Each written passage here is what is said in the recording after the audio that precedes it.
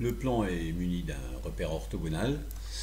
On va démontrer le théorème 1. Si on a une fonction affine définie par f de x égale à x plus b, sa représentation graphique, c'est une droite. Alors, voici la preuve. On considère les points A, 0, f de 0, qui est ici. Alors, f de 0, c'est 0,8. Et B1, f de 1. Bon, f de 1, c'est peut-être 0,7. Ces points-là sont des points de la courbe qui représente la fonction petit f, dont on voudrait montrer que c'est une droite. En fait, on va montrer, bien sûr, que c'est la droite AB, cette courbe. Alors, si on prend un point M, xy, un point quelconque sur la courbe, voilà, M sur la courbe, y vaut f de x, puisque c'est un point de la représentation graphique de petit f. Donc en fait, M a pour coordonnées x à x plus b. On va juste montrer que AB et M sont alignés, ce qui voudra dire que M appartient à la droite AB. Alors si on écrit les vecteurs AB, xb moins xa, yb moins ya, on obtient ceci, 1 et puis a, et am, xm moins xa, ça fait x, et ym moins ya, ça fait bien ax. Bon, ces vecteurs sont manifestement collinéaires. AM, le vecteur AM égale x fois le vecteur AB. Ce qui veut dire que les points A, B et M sont alignés. Ce qui veut dire que le point M appartient à la droite AB. Alors on a pris un point quelconque de C, on a montré qu'il est sur la droite AB. Ça prouve exactement que C est inclus dans la droite AB. Alors on vient de montrer que tout point M qui est sur la courbe est en fait sur la droite AB. Ce qui prouve que la courbe est incluse dans la droite. Et il faut prouver aussi la réciproque, c'est-à-dire pour prouver que deux ensembles sont égaux, on montre que le premier est contenu dans le deuxième, mais il faut montrer maintenant que le deuxième est contenu dans le premier. Alors on peut effacer cette courbe dont on sait qu'elle est fausse maintenant. Voilà, on sait que la représentation graphique de la fonction affine, elle est contenue dans la droite AB. Alors, maintenant, pour prouver que AB est inclus dans C, on prend un point M de AB, voilà, et on va montrer, alors ici, alors lui, il n'a plus rien à faire là. Donc je prends un point M qui est sur la droite AB. À ce moment-là, je peux affirmer que A, M et B sont alignés, c'est-à-dire que AM x, y moins b, alors les coordonnées c'est x moins 0 et y moins b, ym moins b.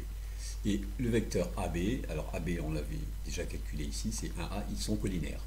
Si je fais un produit en croix, ça me donne x fois a égale 1 fois y moins b, c'est-à-dire finalement quand je développe ici et que je fais passer moins b à gauche, j'obtiens bien y égale ax plus b.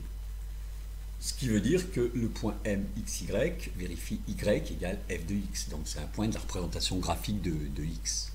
Et on a bien la réciproque. Et avec ces deux parties, on a bien montré que c égale à b. Toute fonction affine est représentée graphiquement par une droite. On regarde la réciproque qui a été énoncée, on la démontre. Si on prend une droite, alors ce n'est pas toujours la représentation graphique, il y a le cas où la droite d'une fonction affine, il y a le cas où la droite est verticale. Alors on avait vu aussi le théorème 3, très ressemblant, qui dit que lorsqu'on prend une droite, elle a une équation du type x égale, bon, c'est le cas où la droite est verticale, ou du type y égale ax plus b. Et à ce moment-là, ça sera bien la représentation graphique de la fonction affine, x donne ax plus b.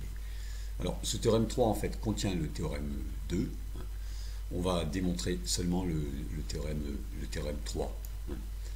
Alors, pour ce faire, on considère deux points sur la droite D, on a une droite, I et J fixés et distincts. Alors, on prend un point quelconque du plan et on va écrire une équivalence de MXY appartient à la droite D. Alors, ce qu'on voudrait parvenir à obtenir, c'est équivalent à soit y égale à x plus b, auquel cas on aura la fonction affine, hein, soit x égale c, une constante. Alors mxy est sur D, c'est-à-dire sur la droite ij, ça veut bien dire que im et j sont alignés, c'est-à-dire im et ij sont collinaires. Alors là, on va différencier deux cas. Soit xi égale xj, c'est-à-dire que ça veut dire que la droite ij est verticale, soit cas qu'on verra après, si xi n'est pas égal à xj. Alors d'abord, on regarde ce qui se passe si xi égale xj.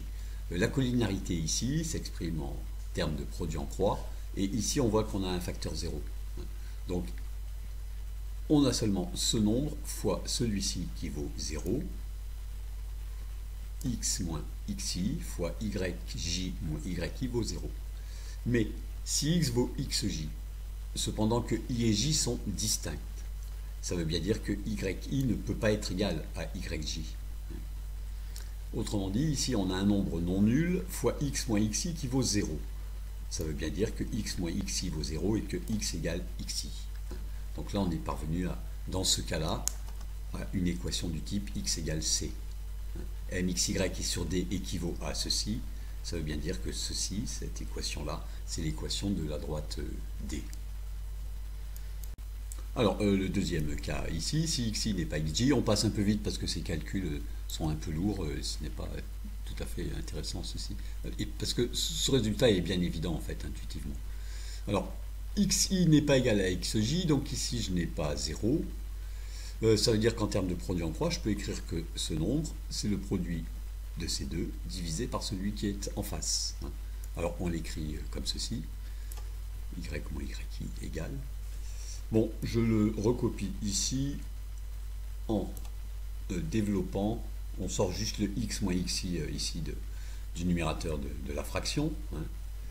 Puis on va développer ici, voilà, x fois cette fraction moins xi fois cette fraction. Voilà. Ensuite, il n'y a plus qu'à faire passer yi à droite, et j'obtiens ceci, et je suis bien arrivé à y égale ax plus b, c'est-à-dire, le a, on le voit ici, c'est une constante, voilà, et le b, il est ici, c'est aussi une constante. Alors le a, évidemment, on retrouve le yb moins yk sur xb moins xa, qu'on a déjà vu.